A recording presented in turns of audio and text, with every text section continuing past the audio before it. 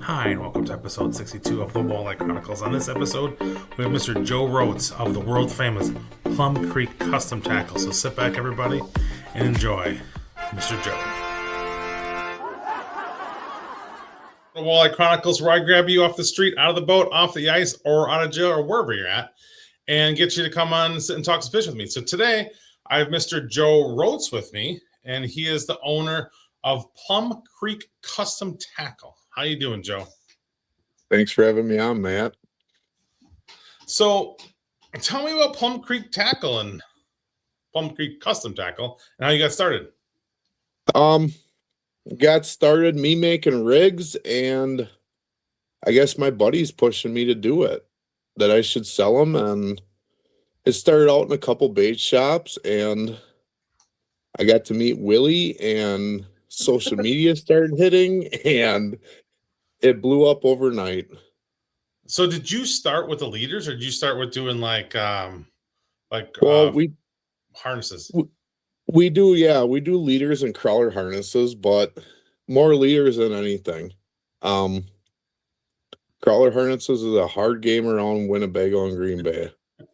There's so many guys that do it, guys that can do it better, and some of the airbrushing that goes on around these parts it's awesome. Right. I think a lot of people do their own too. I think so too. It's starting to become a side gig. More guys are, doing it in their basement, just like I started. But I guess I think a little bit out of the box when it comes to tip-up leaders. We do something that a lot of companies don't do. Right. My thing of making the leader is I had a feeling people got lazy when it come to ice fishing. Open water fishing, we use this color crankbait, that color crankbait. We're throwing this at them, that at them. It's like, well, why do we get lazy come ice fishing and we just throw a minnow down there?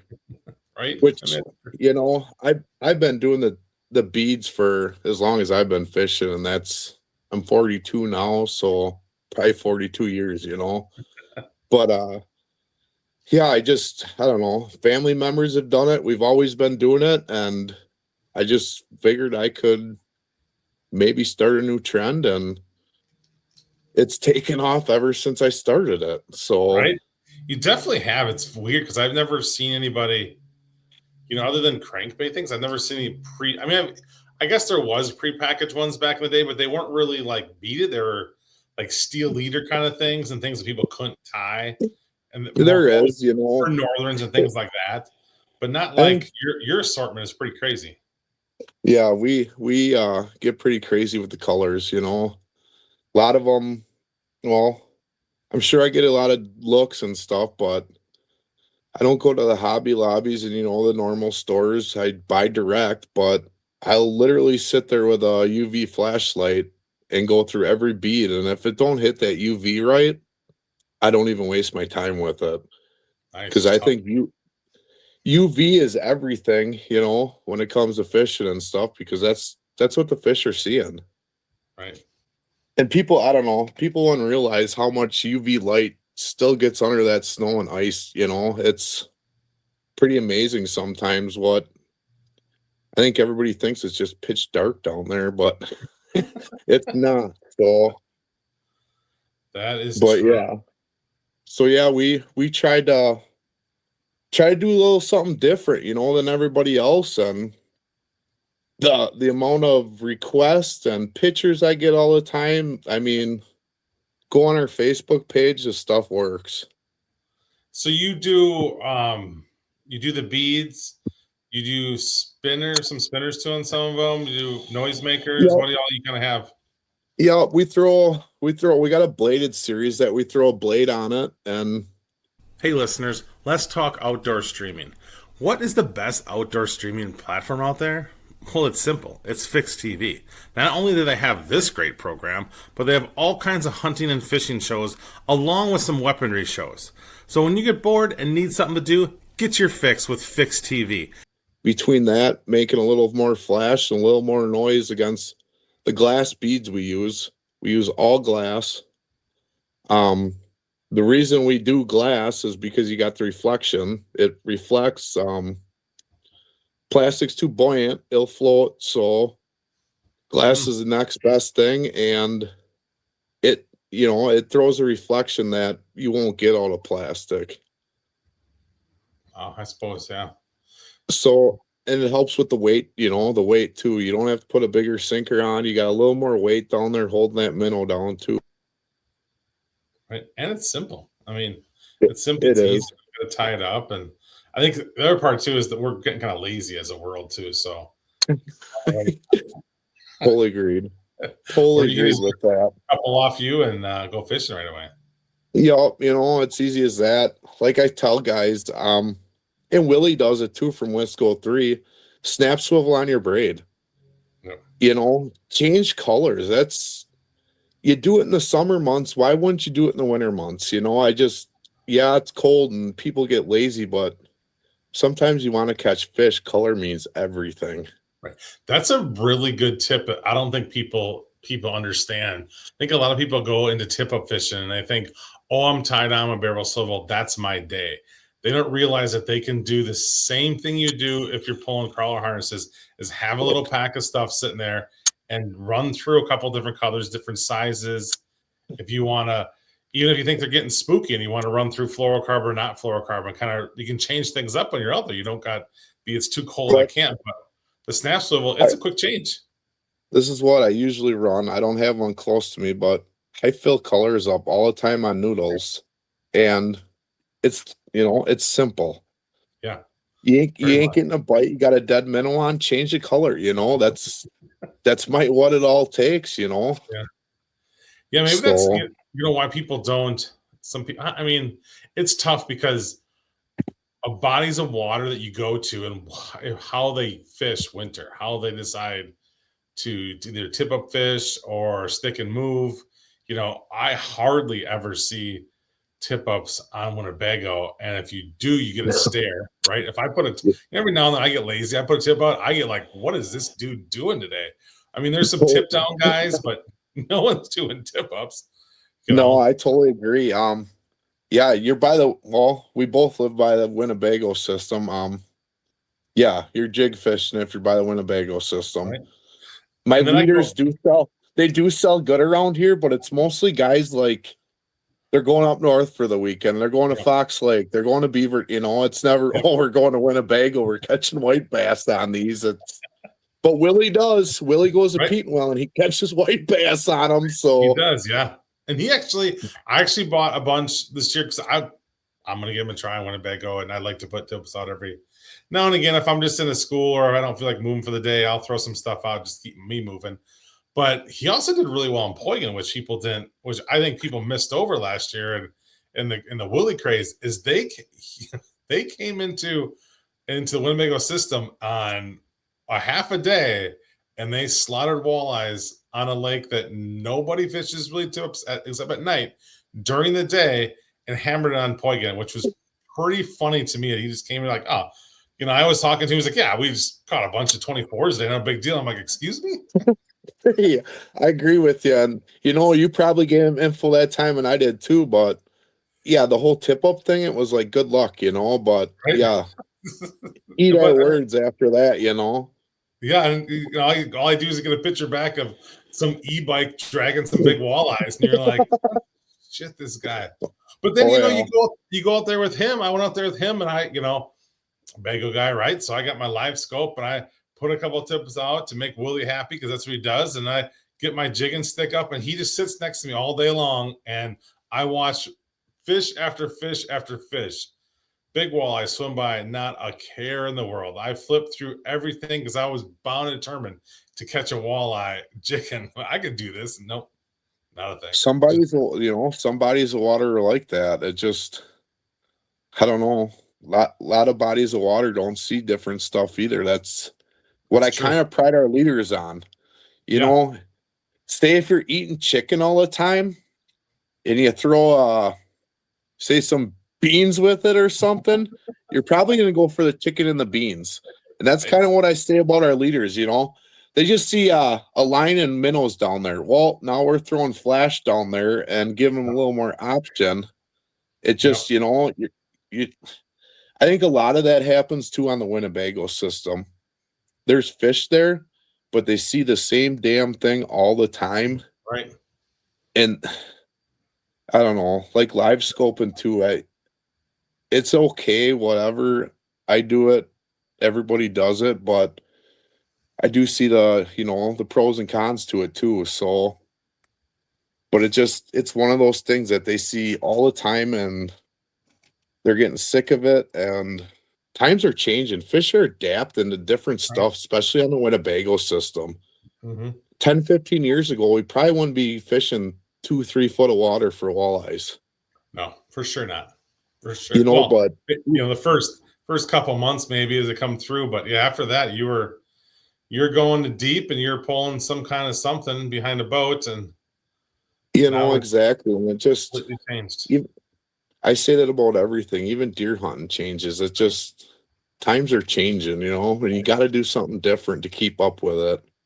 Right, you keep with the pace. I mean, you look back at just in the ice fishing world of, what happened to Jiffy when they decided just to stick with the same old shit over and over again.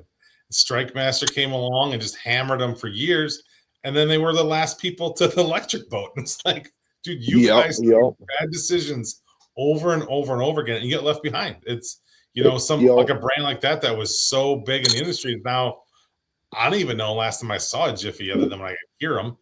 But I can't remember either, but that's funny you brought that up because that's something about Plum Creek. We're gonna try coming out with new products all the time. If you want to stay in this industry, you got to be pumping out new products. Yep. So that's one of our goals, is to come out with something new every year. And talks are next year we want to have a perch rig. Ooh. Some kind of perch rig or crappie rig for the tip down guys, Right.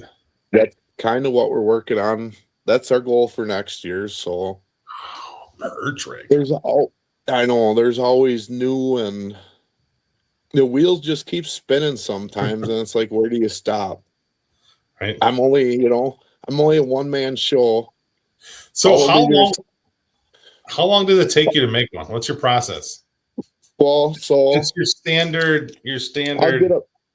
I'll get a bunch of hooks together in front of me, and I'll tie all the hooks on, to length or whatever the leader. I stick them in a styrofoam, whatever. So I'll get 50 to 100 depending on the timing I got, and I can do 50 to 100 half hour, 45 minutes. So I can get tying if I get in my tying mode. So then I'll get all them tied, and then I'll do the beads and the barrel swivel after that. But yeah, I kind of have steps to everything, and you got to have mindset. I'll tell you that. Oh God. Turn the phone off sometimes, turn the music on, and just tie. So can you multitask? Can you watch TV and tie, or no? Or take a shit and tie? Go make your bathroom and do just shit and tie every day? It's a mobile tie station. Yeah. Just swing a rack in and then just tie as you're going. It'd be relaxing. No. They say when we get old, you're not supposed to push. That'd be the best way to go about it. I don't know. I get in my modes, and I'll either turn on YouTube and start watching one of my buddy's YouTube videos, or Yellowstone, or who knows, but definitely, yeah, there's a TV down here when I'm tying. So that's awesome. Yeah, I don't know. A lot of people say you're crazy, but I don't know. I get the enjoyment. I'm not getting rich off this, I'm not getting rich at all. It's a hobby. It's something I do on the side. The biggest kick I get out of this is meeting guys like you at ice shows, getting pictures from customers, catching fish with my stuff. It's like that's the riches of this. Yeah. If you think you're going to get in the tackle business and just get super rich, right? Good luck to you. Yeah, the only thing I've learned in my time in fishing, if you get into tackle business, the only thing that's going to happen is you're going to get copied and ripped off. Well, that's the only. It's the only thing that's guaranteed to happen. Lucky that hasn't happened to me yet, and I hope it don't happen, but it is what it is. I still consider myself the first one to be doing custom leaders. I think so. I have people reaching out from Pennsylvania, Minnesota, North Dakota, and they're like, dude, we've never seen anything like this before. And I'm sending packages all over, Midwest, East Coast. It's just 7 years ago when I started this, I would have never thought it was going to be like this. Thank you, Willie. Right? I think it's awesome just that, like, it's just one of those things. I have a friend that makes plastic products, right? He does, I don't know, chicken buckets for something, or he was making chicken buckets. And I didn't think about it. He's like, well, somebody's got to make them, man. Somebody's got to make them. Every little part or something made. And I didn't even think about the fact that you've kind of found a little niche in the area that like people could be using these, and you make them and you get them out to everybody. They're high quality. Your packaging is great. And all of a sudden you gotta, you're selling stuff at ice shows like crazy. Yo, yeah, I don't know, this year, it really, nothing what I believed before, and it just goes to show hard work and Yeah. pay off sometimes, and stick with your goals and dreams. It's always been my goal to be in the fishing industry some way, somehow, in my end game. Mhm.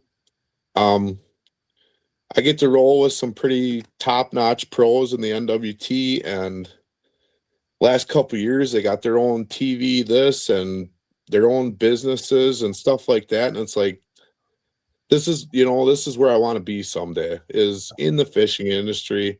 Like I said, you're not going to get rich doing it, but if I can live a comfortable life doing it, that's all that matters. Right.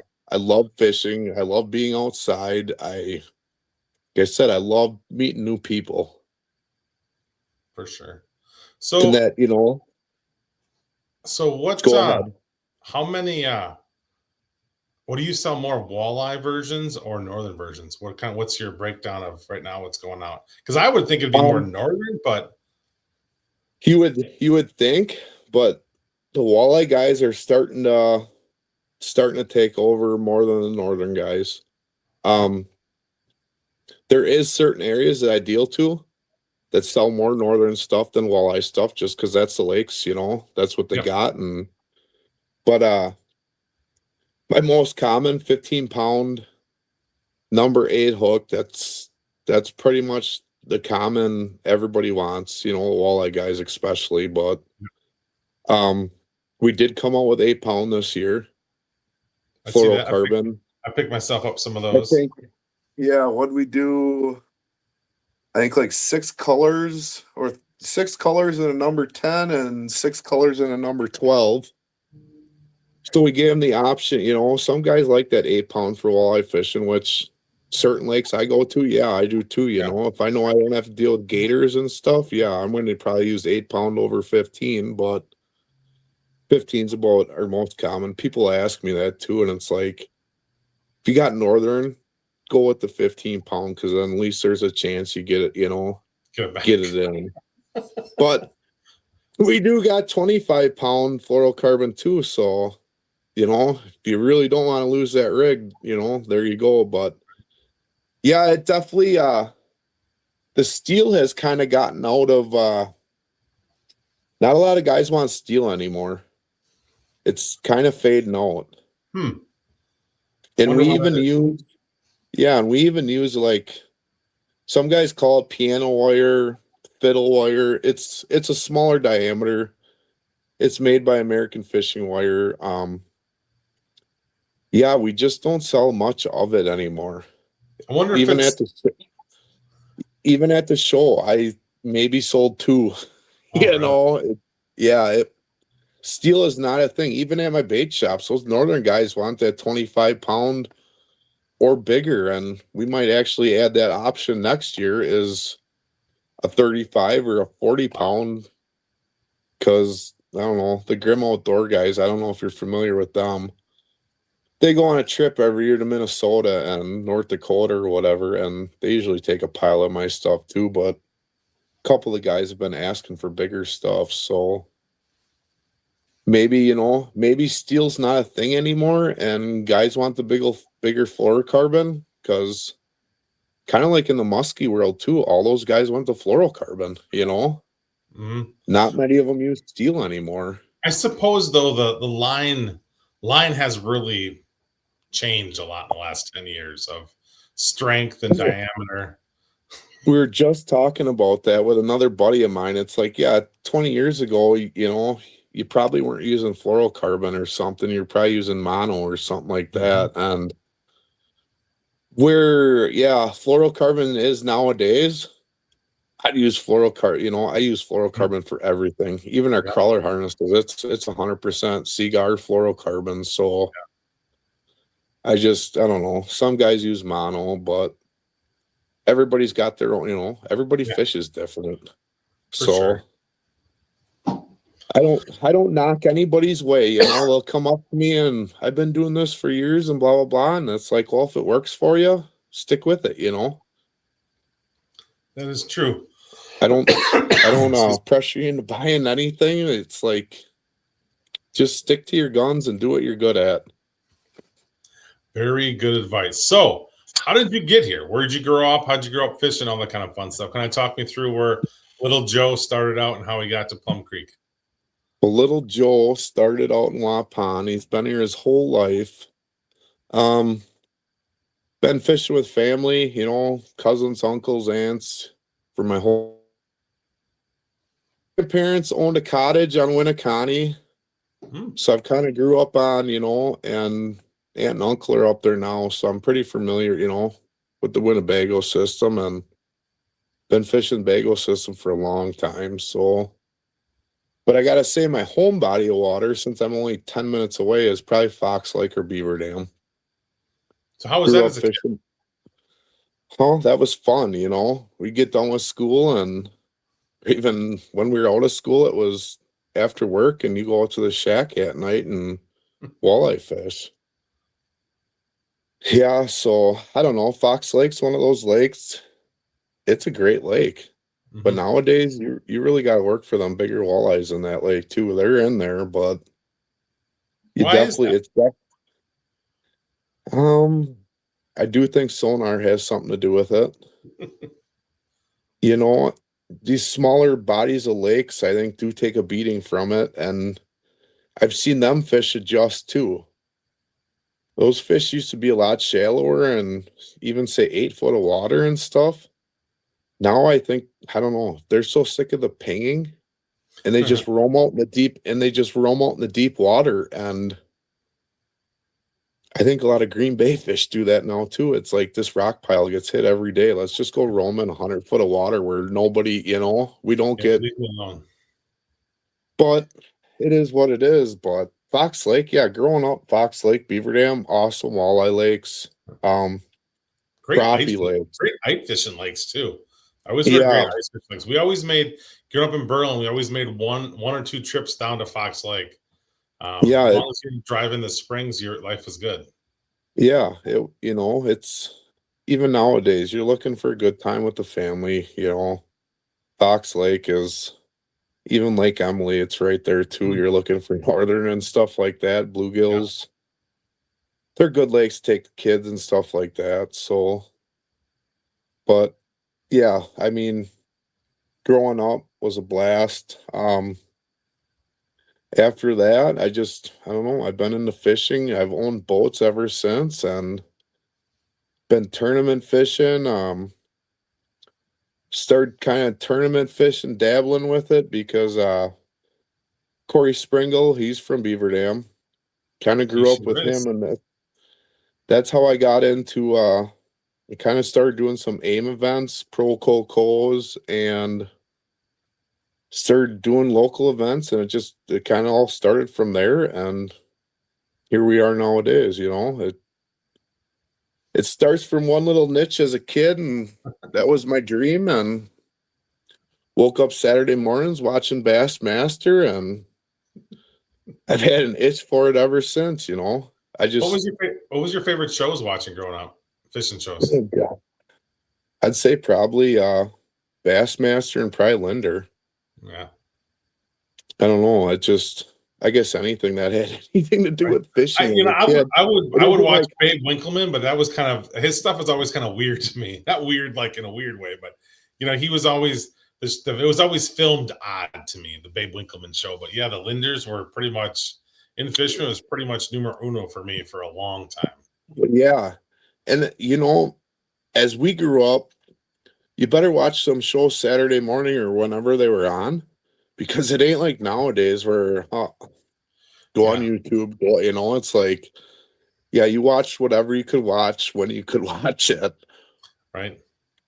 Yeah, it was But interesting. yeah, so I don't know. Times have changed.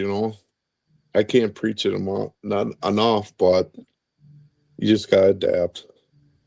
So what was your first? Do you remember your first tournament? First tournament result? First tournament result. God, that was so long ago. I wouldn't even know. I probably bombed. Who knows? Yeah. I started out in a 16-foot Lund Mister Pike with a 45 horse Mariner on it. Damn, My that's a grandpa. pretty dope boat, dude. It was What color? back then, man. What It color? was back then. It was camel brown. Ooh. Yeah, so I still kick myself in the butt, but my grandpa gave me or me and my cousin that boat. But should have never sold that thing. Cause even in the winter months, man, I'd be outright, going to Big Green or wherever until it freezes up. And Right. Yeah, you're close enough there. yeah, I don't like pulling my good boat out in the salt and all that stuff. And it's like, Right. God, I wish I would have kept that boat just for that reason for winter fishing, but shoulda, coulda, woulda. Maybe I'll buy. I always liked those boats. That was the first, I believe that was the first time Lund did that super wide rail. And, growing up, in that time, all I ever wanted was a St. Croix rod, a Mercury motor, and a Lund boat. That was pretty much, as long as I had those, I was good to go. And then when that Mr. Pike came out with that big wide size, like, damn, that's a nice looking boat. I'll never forget before my grandpa passed. Well, I had a nice boat then. I think I had a Lund Tai then. But he's like, yeah, I can remember the first day I rolled into town with this Lund Mr. Pike, and everybody thought I was coolest guy in the world with this boat. And that was 30, 35, 40 years ago. It's like, Right? and he's like, now I see the boats, what you got. He's like, God, this is crazy, Yeah, they have kind of gotten, I guess, kind of out of hand. I don't think they're really needed. Totally agreed. Now with how light everything is and the batteries, it'd be interesting to see if we get smaller. But man, I'm probably not. I mean, I think the 620s are pretty much where it's at. 621s. There's not a lot of guys running the 22s. A few. I think they're more big water guys, but you don't even see too many 22s in the NWT or guys. I don't know. Maybe if I lived on Erie, I'd have a 22. That's where I fished all the time and was guiding.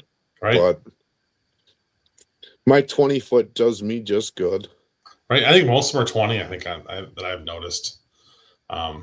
Yeah, I roll a 21 only because the 20 isn't available in the arc, or wasn't available in the aircraft at the time.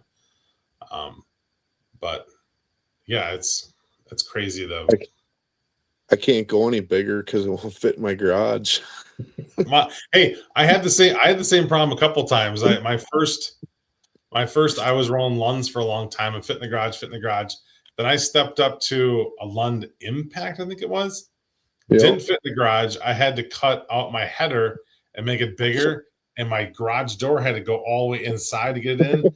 And then this new boat, it ain't even close. So even if I get it inside, I'd lower the motor down and get inside, but it ain't gonna fit. So now it gets storage units, and unfortunately sits in the driveway during the summertime with a cover on. Yeah. It. Whatever. Yeah, if I'd go bigger, I'd have to put a dog coop out the back of the garage or something. I do miss having the boat inside though, because God, in the summertime when you're trying to rig and get mosquitoes and shit messing with you, I got more enough light out there, but it's like, oh man, I got the mosquitoes today, and I got this and that. But yeah, it is nice. It is nice having that in the garage. That's all I need to get is a heated garage now. There you go. That's my next step. You just turn that into a Plum Creek edition. Yeah, yeah. Turn that into my office. Move it out of the basement into the garage. So when it comes to tournament I fishing might have to. in the tournament world, tell me about, you said you fished pretty regularly tournaments. I think you do like the Winnebago stuff, and kind of what kind of fisherman are you? Are you the live scoper? Are you still holding on to the trolling bite? What's going on? I can say I've caught back. I am getting older. I do have more fun fishing because tournaments sometimes just stress the hell out of you. Yeah. And they shouldn't, because this is for fun, right? But Yeah. it don't go like that, especially on the Bago system. You'll pull your hair out and go bald and anything else. But I like, actually, me and my partner Kirby that I fish with all the time, we've been kind of getting away from the Bago system. Okay. I fished it for so long. I'm not sick of it, but I just need something different in my life, I guess.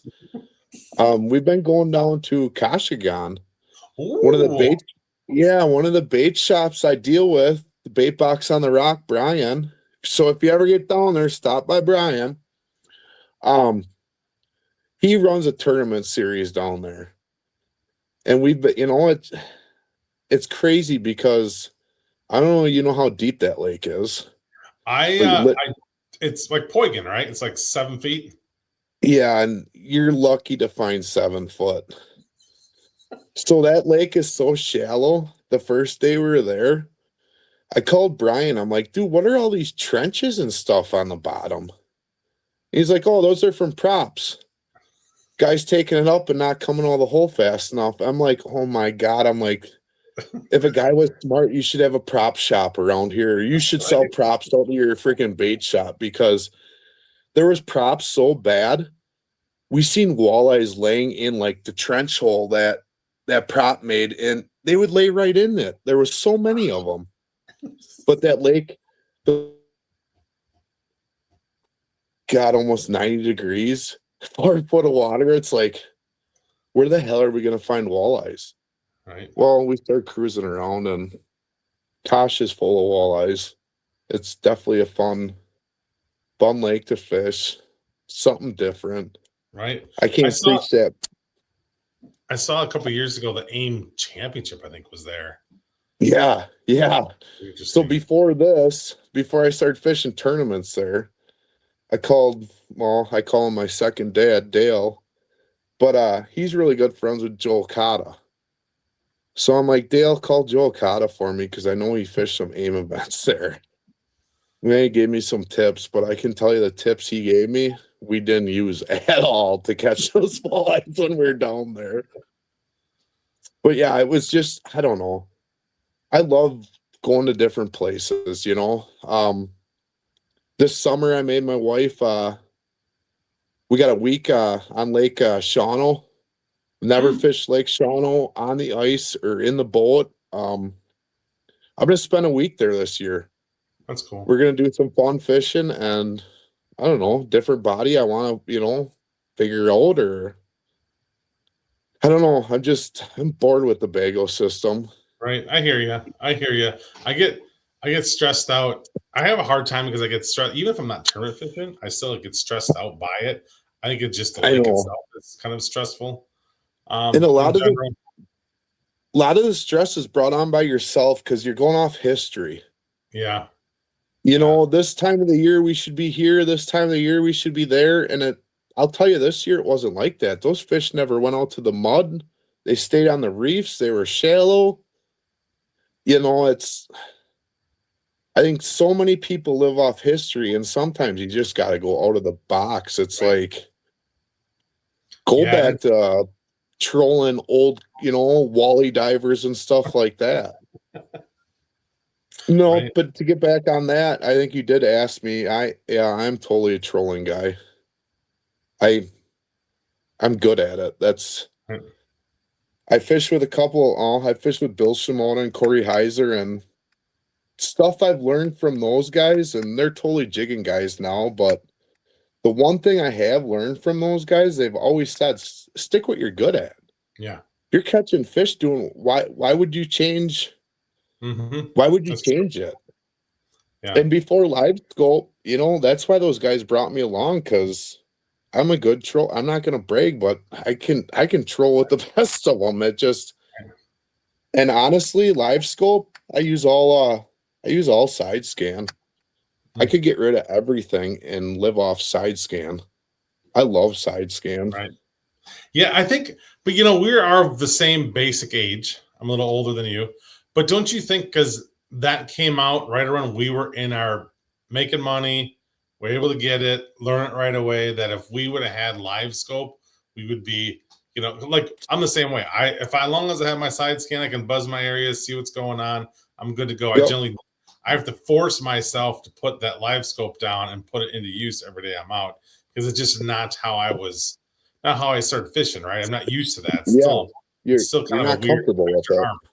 Yeah. Yep. No, I totally agree. And I guess live scope was introduced, when I went fishing with those guys and stuff. And yeah, it is cool. The first time I got to use it was with Bill.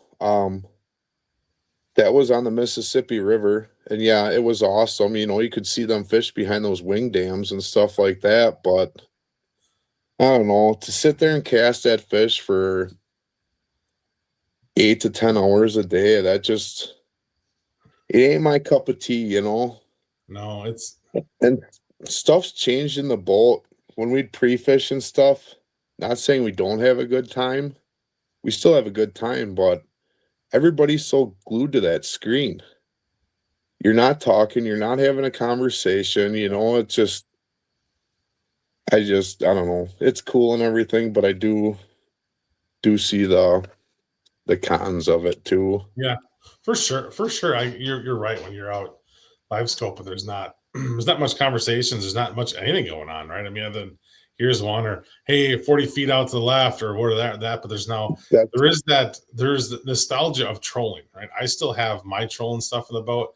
And I think my last thing I did before I put the boat away is I pulled the pass on the rocks, just because I like trolling. I like, give me some salmos and some 5, 6 feet of water, and it generally makes me pretty happy, right? I mean, you're oh, watching that side scan, you're seeing the boulders you're going to come across, you're kind of moving things in and out, getting ready for that.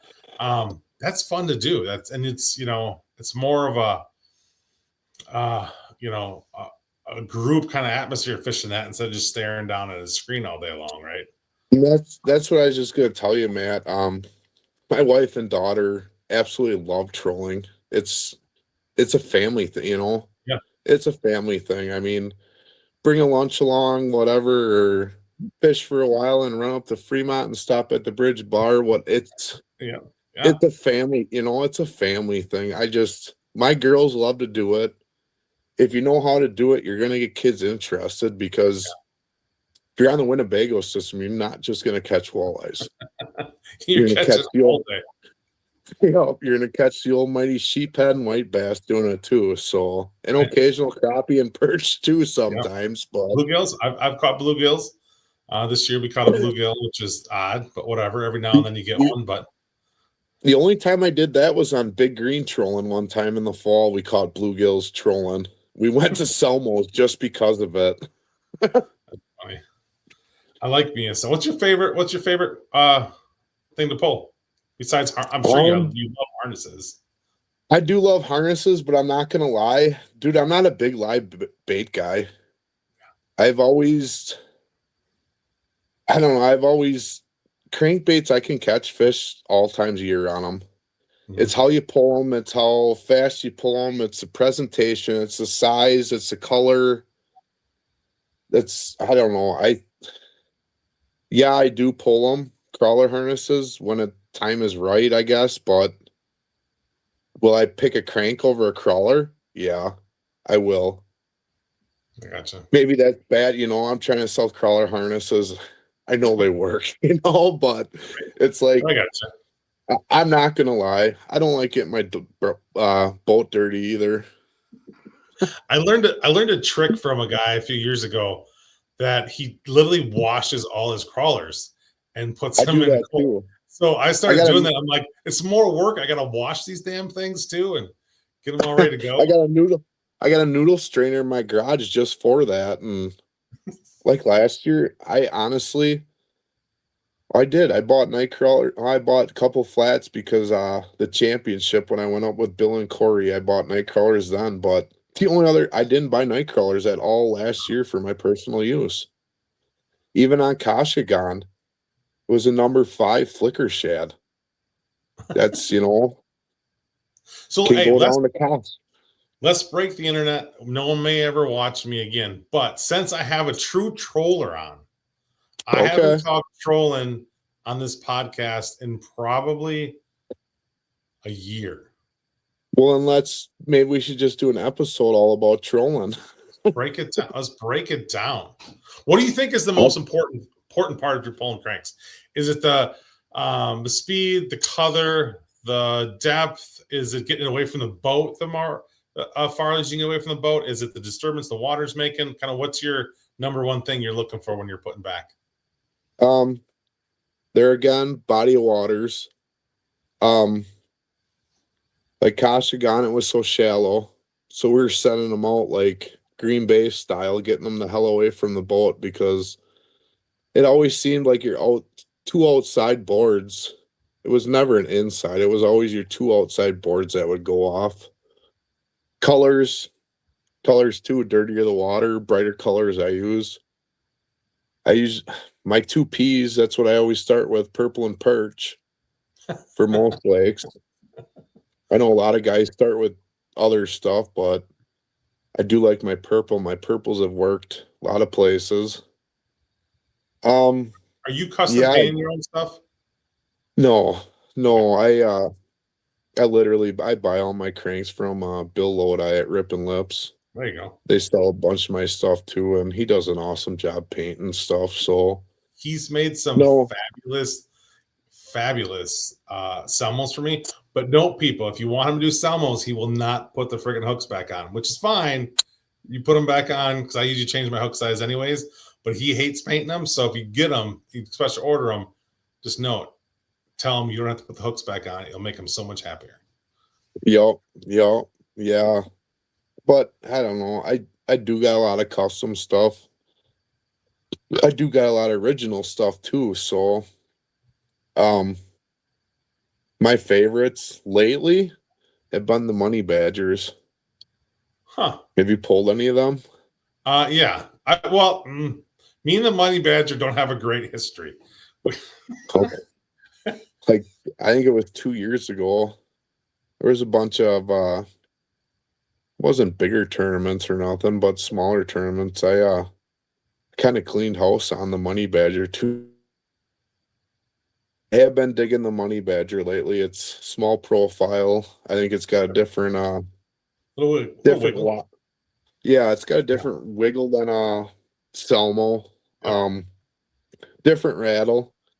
And that can mean the world of difference sometimes. The different rattle or a different wobble or making S turns when you're not trying to when you're trolling, but then you end up catching a fish doing it. And sometimes that's all it can take is stopping that crankbait sometimes and making a reaction.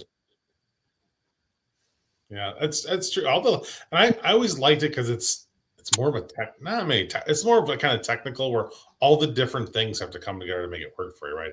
If it's how Oh, yeah. far out you're going, you banging the bottom, you're not banging the bottom, you push on. I even on shallow waters, I bought a bunch of crappie boards. I run in anything under 7 feet of water. I'm running crappie boards way away with the boat because if you're in I do the 7 feet of same. water, that crankbait is within what anywhere from 5 to 10 feet of that freaking board, and that board Yep.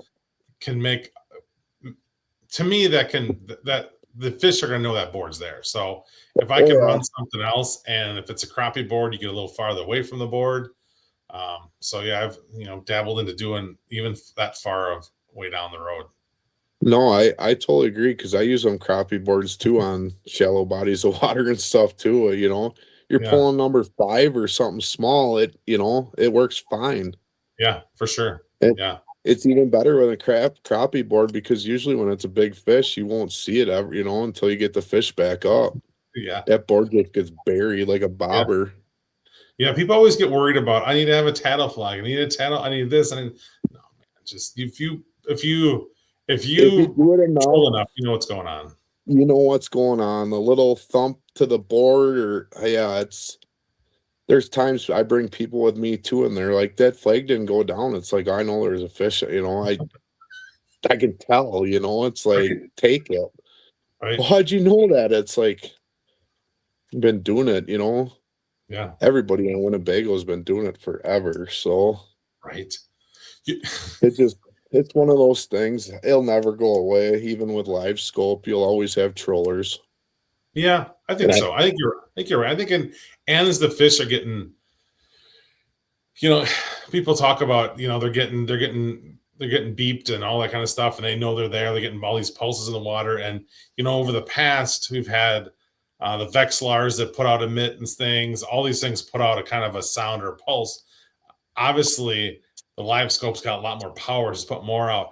They've gotten used to this, like this Vexilar or something like that. Are they going to get used to the live scope, or are they going to just know enough and learn over time that they need to not be around that? So it'd be interesting to see in the next 5 to 10 years what happens you know, with that. If they get used to it, or if they just push them farther and farther away, because some of these lakes are difficult because the more pressure you get live scope, the harder it is to catch them. Right? You can't just go to a lake that's been you go to Green Bay up by one of the Strawberry Islands, something like that. After a long weekend, man, those fish, you scan them once, they're gone. Right? You got to quick scan, get a little closer to them, and then quick scan, cast, and move it away from them. You can't leave that beam on them half the time because they're gone. Right? They don't. Yeah, I think a lot of times guys are just chasing fish when they're doing this in the boat. Yeah.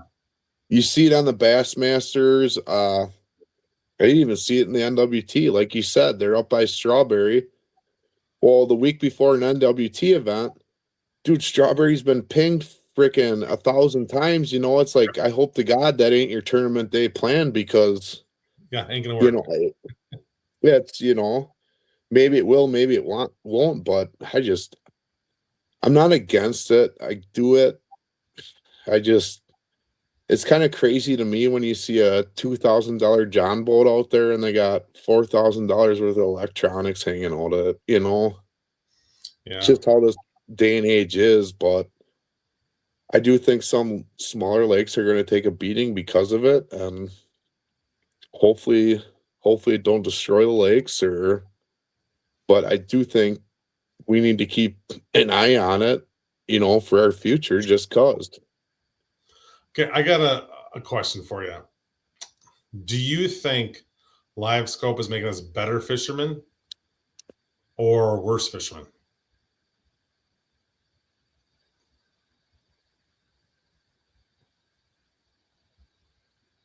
Hey, I think we froze for a little bit. Repeat the question. We froze for a little bit. I'm like, he's really pondering the shit out of this question. No, we froze for a little bit. Do you think in even the tournament world, I know some of these guys are awesome fishermen. I ain't taking anything away from them. But do you think live scope is making us better fishermen or worse fishermen? Because all we're doing is finding those fish and tracking them down visually and not understanding why they're there and why they're moving to the place they're moving. I think you just hit the nail on the head. I think live scope's making it.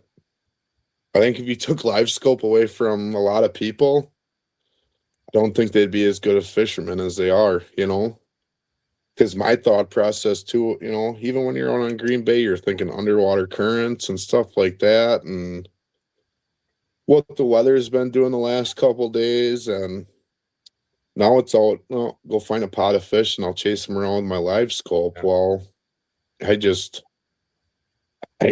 yeah, I don't want to say it, but I think it's made up, worse Right. fishermen because. Yeah.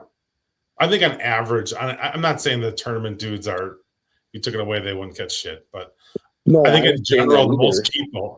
most of the guys that are just going out there and they, have no right. They may not know one reason why those fish are there. They're just driving through, you know, going 3 miles an hour, fast as their trolling motor can go, or now turning your kicker on and having somebody drive the kicker for you while you're just spinning at 8, 9 miles an hour and finding a pod and fishing. You have no reason. You don't know why they're there. You can't really Yeah, replicate that someplace else on the lake. I totally agree. I just can't say much. It is what it is. I mean, I can remember when that 16-foot Mr. Lund had an eagle in it, and I don't even think you can find it. Yeah, and that was the cat's ass, dude. We can see our depth now. It's like, No, I don't know. When's it gonna stop? Probably never. no. But I do have to say, there's some people actually in your neck of the woods. I give a shout out to Corey. Corey's kind of a reason why I started tournament fishing. I really kind of got into the trolling thing, and obviously Corey he's really good at it.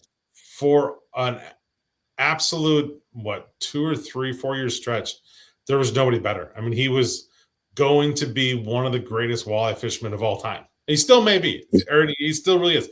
But the run he was going on was legendary. And then this live scope thing came out. And I give him credit because I noticed and pay attention where he's at, because he obviously has flipped his whole world around, right? This guy was trolling and banging away, and he's still, this year he made, I think, top 10, I think, in the championship. So he's morphing into that guy. But I'm like, dude, this guy it was set in stone. He just keeps doing his little pulling his crawler harnesses here, there, and he's gonna win, through 2, 3 more boats, and life's good. And all of a sudden the whole world flipped right in front of his eyes. And it's like, now we don't even have rod holders or a trolling rod in his boat, right? Yeah, it's like, and that's kind of sad, actually. No one, I mean, you see these weights that these guys pull now, these 100 pounds out of Green Bay, and he did that trolling.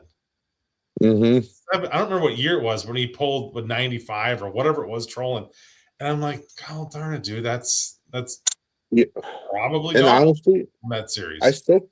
I still think it can be done. I still think there's tournaments to be won by trolling. It's just, live scopers, they do got an advantage on you, but I still think if you don't have live scope and you like to troll and you're good at it, keep doing it, and dude, it'll pay off.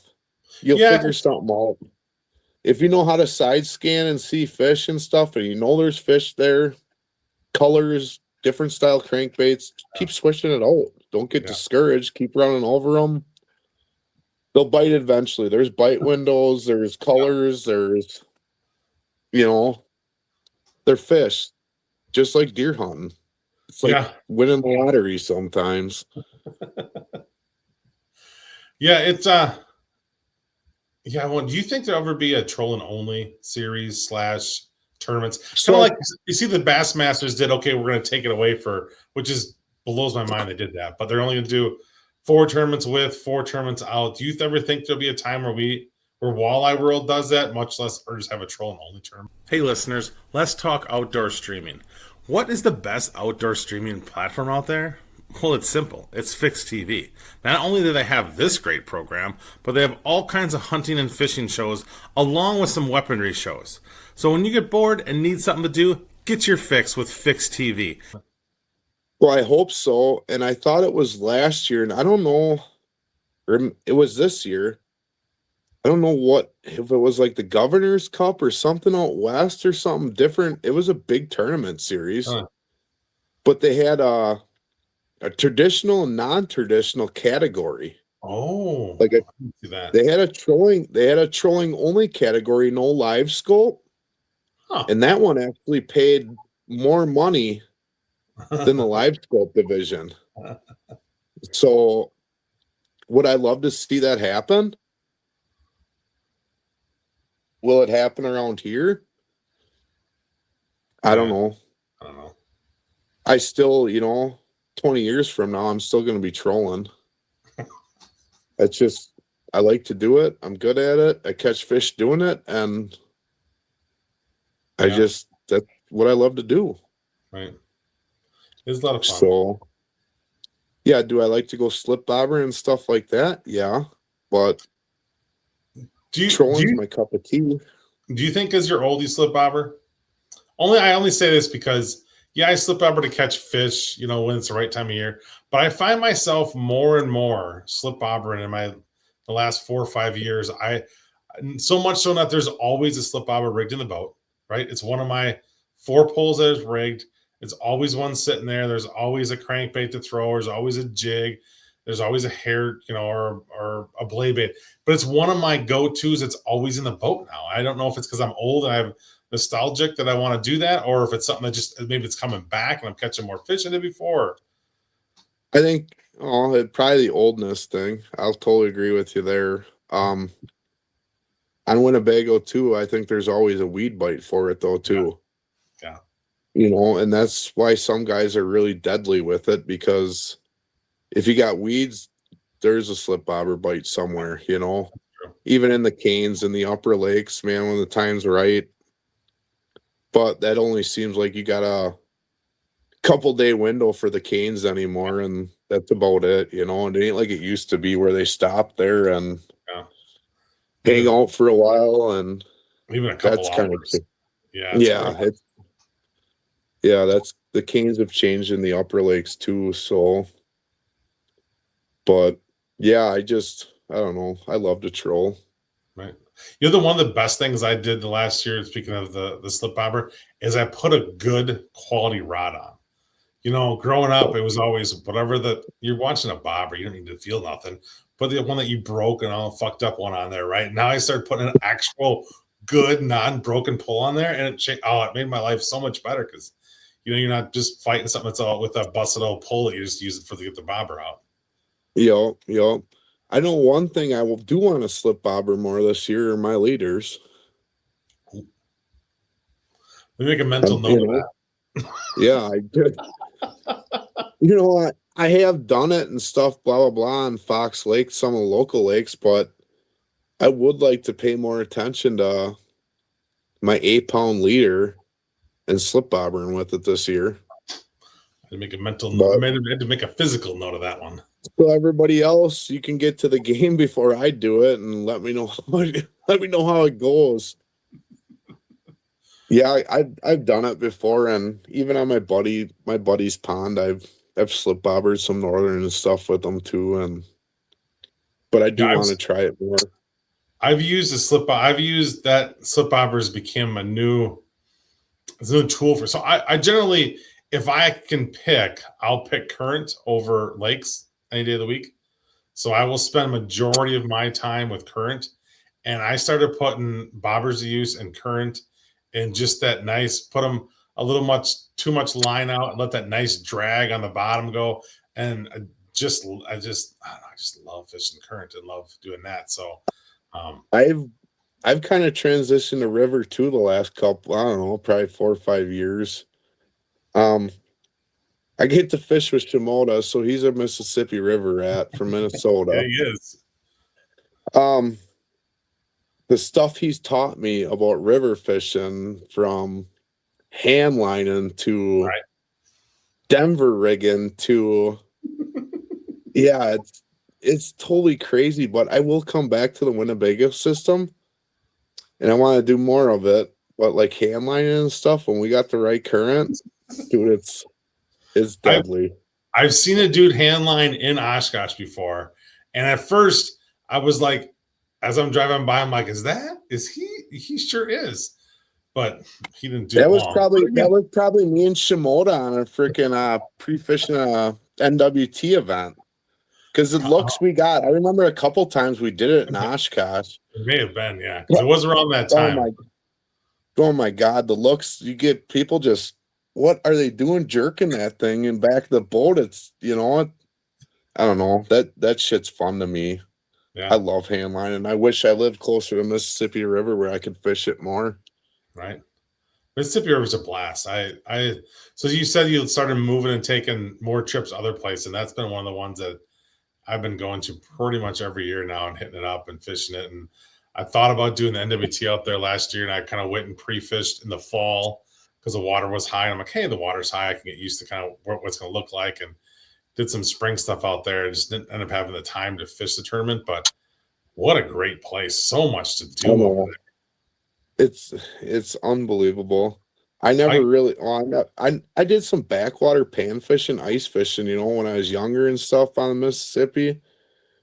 But the times I got to fish with Bill and go back, dude, he'd be doing 30, 40 miles an hour back in the slough and stuff. And it's like he knew what he was doing. And it's like, there's 40 foot of water back here. It's like you wouldn't even it's like, where the hell did all it come from? Yeah. It's like it's marsh and I don't know. And then it's like, this is an awesome bass spot, and it's like we're catching 6-7 pounders. It's like, holy shit, we would have never thought it, but God, the Mississippi is it's unbelievable. It's so many styles of different fishing, can be done. Yeah. Yeah, when I was out in that fall, we went in the backwaters and spent a whole day just kind of pissing around back there. And you said the deep spots, and then all of a sudden had to get up and push the freaking boat. we all of a sudden we were way down. I'm like, oh, it's only a couple feet here, and we'll get to this hopefully a deep spot in that corner. And it's weird because it's kind of like, if you ever grew up stream trout fishing, it's like a bigger version of that back there. You have undercuts and cuts and all that stuff, and these sharp bends, and you can muck corners and sand corners and garbage everywhere. But boy, when you do find the fish piled up, though, they are piled up there, and they do bite. Oh yeah, there. Yeah, that was probably one of the coolest, I don't know, bodies of water I ever fished with those guys.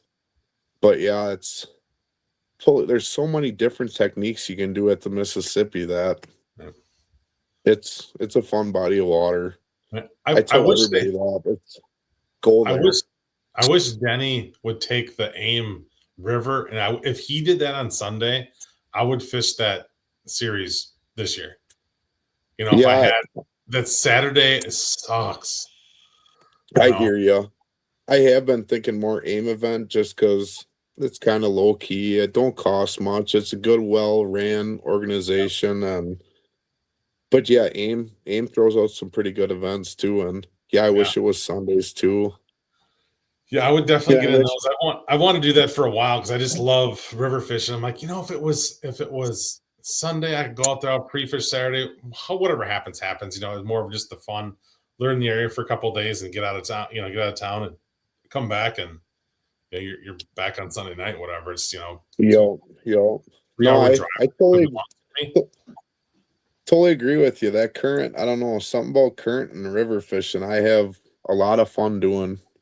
Right. It's something new to me too, It's growing up on the Winnebago system, going to do new stuff, and I don't know, maybe I'm going through a midlife crisis, but I like doing different stuff now. It just like you said before, you do it so much, like it is.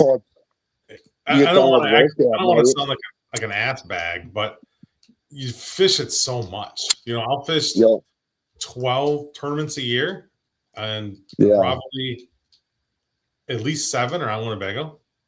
So my whole year is out there, right? I mean, I'm out there for, you think through Battle and Bago, Merck Nationals. Prior to that, there's going to be an AIM in around there. I'm going to spend 2 straight months in Winnebago.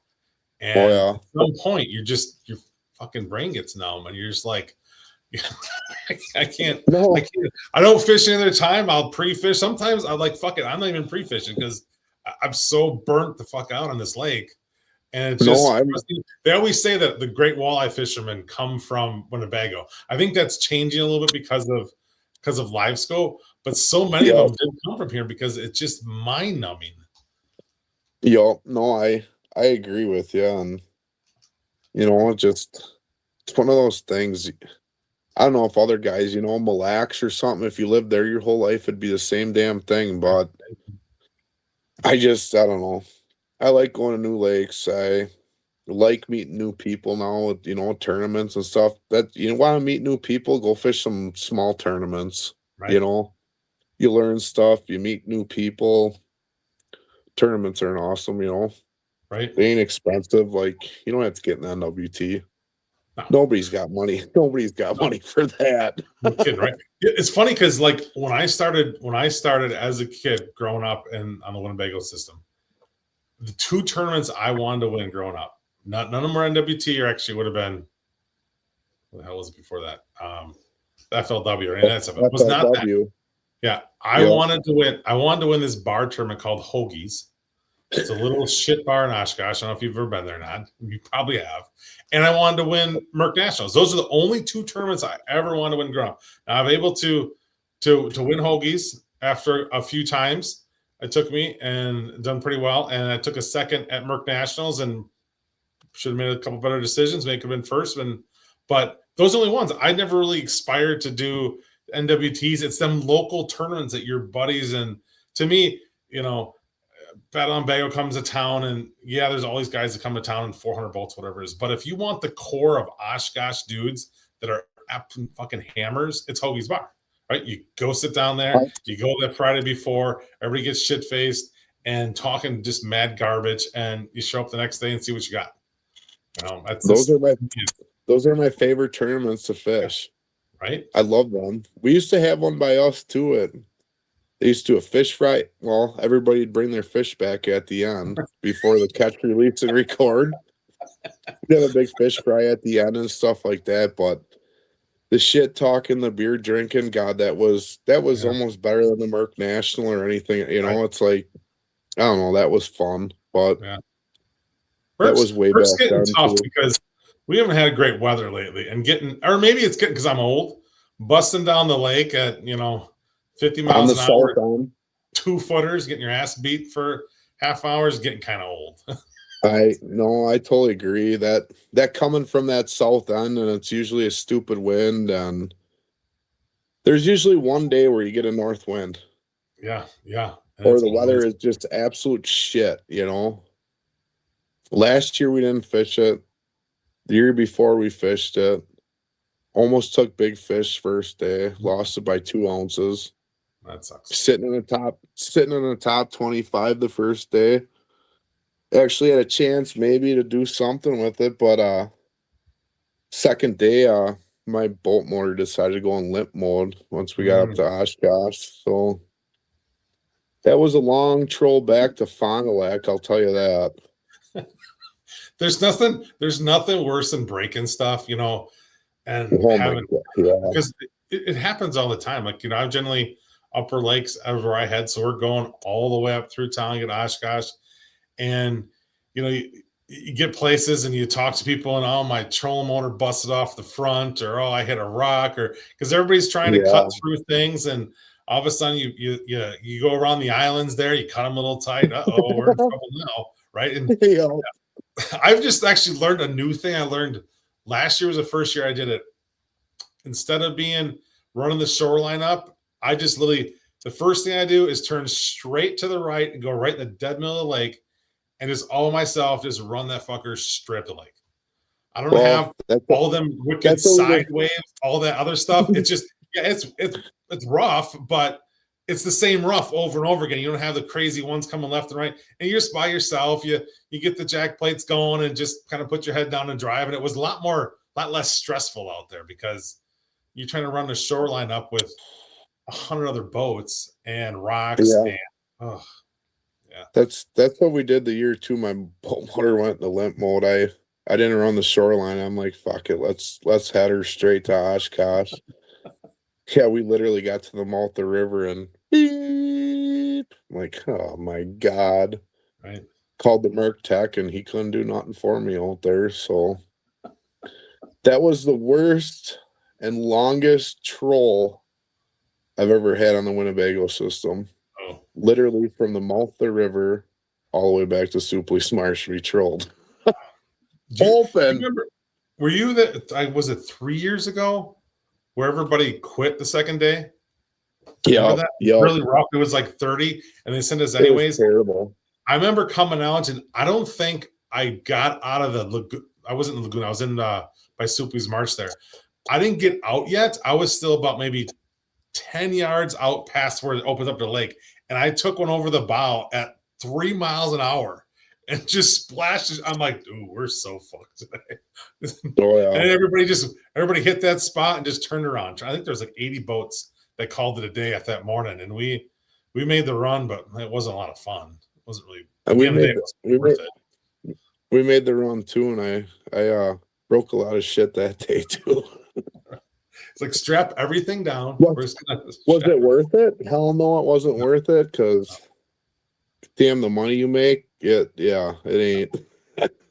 Nope. It ain't worth breaking your shit sometime because of it. That would be a great YouTube channel. Just go around and fish small tournaments, small bar tournaments. Just bang 5 or 10 of those away every year. Because God, they're fun. I love them, Like I said, the bait box down Fort Atkinson, he's got a tournament series. I know there's a bunch more. I'm not sure. I know Beaver Dam Lake, they used to do a Wednesday night walleye league and stuff like that. And it's like, if you want to go do tournaments, do them fun ones because unless you got a bunch of money or a bunch of sponsors, not knocking the guys that do it. I mean, hell yeah, you can do it. Fucking thumbs up, proud of you, do that shit till you can. But don't think you got to be a professional tournament angler to enter that stuff either because no. And it's all, have fun doing it. That's the biggest thing with fishing. Yeah, I say that to all my customers. It's like, dude, go have fun. Yeah. Sometimes don't even worry about it. Who cares? Tournaments, whatever. Go take your wife, kids, aunts, uncles, go fishing. Right. Yeah. And honestly, if I didn't tournament fish, I think I'd own a pontoon boat. I've often thought about the best trolling boat would be a dope, pimped out pontoon boat. Dumping some coolers in the floor. Exactly. I keep thinking that. It's like if I didn't tournament fish and didn't fish rough water and stuff, I would own a pontoon boat and there'd probably be like 20 rod holders out each side. Downriggers. Just a big old party barge, dude. Right? Yeah. We're trolling all the way up to Nipple Beach. Right. I've often wondered what if you had like a big, because I think they make them for, like Erie's got those big pontoon trollers. What if you started at Waverly Beach and went all the freaking way to Fond du Lac? What if you had 8 guys, like a big freaking bachelor party, so you could run, 16 rods out, and you just went right down the middle of the lake? What would happen? You'd probably catch fish. Not saying that I'll be walleyes, but I don't know. With that many guys on a pontoon boat too, you probably wouldn't be fishing. Right, that's true. One or two guys would be catching all the fish, and everybody else be drinking. Yeah, exactly. Or you'd probably be hanging her right back into Oshkosh or the Stretch or something. Run out of beer by the time we get there. Exactly. Yo. Awesome. Yo. So I want to get you out of here with one more question. All right. What you only can go fishing one more time. Who you taking? Okay. What you fishing for? Where are you going? I guess I'm gonna take my wife and daughter because they love fishing too. We're going trolling. Okay. And I'd probably take them to Sault Ste. Marie. Ooh, okay. God, out of all my adventures on the NWT and stuff, that was, you're not going to catch a lot of fish, but the scenery up there is just unfreaking believable. It's like you're in a whole different world when you're up there. And to be able to go into Canada and fish and stuff like that, I don't know, that was probably the coolest trip I've ever been on. But I always told my wife and daughter I'd love to take them there someday, and that's awesome. Going to Canada, fishing and stuff like that. So, but yeah, that would be my last trip. My wife, awesome. Daughter, and we're going up trolling Sault Ste. That is awesome. Well, thanks for being on. And tell me a couple places where we can get your stuff. All right. We can get them at the Rip and Lip stores, Fond du Lac, Stockbridge. Bait Box on the Rock in Fort Atkinson. The Bighorn store up by Petenwell. Arkdale. Yeah, Arkdale up by Willie Country. Yep. So if you're up there, you got to get a hold of Willie too and see where he's fishing. M&M Tackling Portage. Walleyes and Whitetails in Coleman.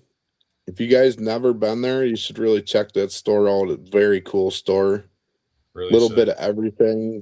Deer blinds, food plot stuff. It's great. Highway Bait and Tackle, Partyville, right on 33. Stu even cuts up deer. He's got meat processing and stuff with his tackle shop. So, all my stuff too, you can go online, www.ripandlips.com. You can get products there if you don't live close to those bait shops.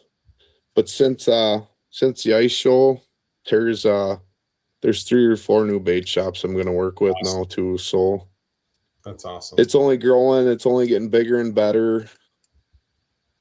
If you want to reach out to me and there's a bait shop in your area that you'd like to get the tackle at, reach out to me and I'll reach out to them and we'll go from there. But like your custom stuff, if you need leaders or something, you can bunch of different options to get the stuff. Awesome. Well, thanks for being on. I really enjoyed it. We're gonna have to I'm gonna mark the calendar down and I'm gonna see if I can get you to do a trolling only special.